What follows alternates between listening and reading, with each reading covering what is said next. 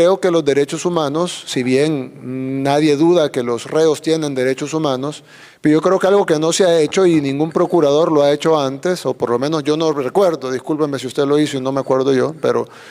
no han defendido los derechos humanos de la gente honrada.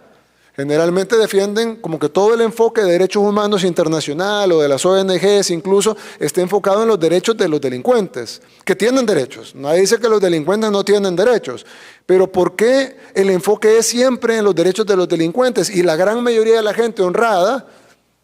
nadie le importan sus derechos. En este país pasamos 30 años siendo acribillados, asesinados, renteados, violados, extorsionados, amenazados, y viviendo en zozobra y nadie dijo nada, pero de repente agarran a los que matan, a los que rentean, a los que violan y de repente hay que ver los derechos humanos de ellos. Sí, tendrán derechos humanos, pero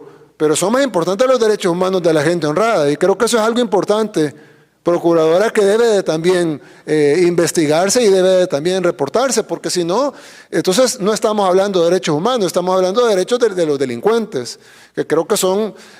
dos cosas distintas. Derechos humanos son todos, y los derechos y las personas que no tienen sus derechos restringidos son las personas honradas, porque los otros tienen derechos humanos, pero tienen derechos restringidos. Por ejemplo, no tienen derecho al voto, no tienen derecho a la actividad económica, no tienen derecho a la libertad.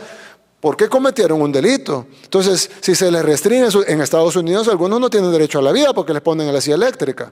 Entonces, si se pueden restringir algunos derechos humanos tan fundamentales como el derecho a la vida, en el caso de los países que tienen pena de muerte, ¿por qué en el caso de los países pobres o en el caso de los países en vías de desarrollo del tercer mundo están encima que los delincuentes deben de tener derechos, pero cuando hablamos de los derechos de la población, ahí todo el mundo se queda callado y ahí ya no importa y lo que tenemos que hacer es seguir velando por los derechos de los delincuentes? Entonces, si bien nosotros vamos a respetar los derechos de los delincuentes y lo estamos haciendo y lo hemos estado haciendo todo este tiempo,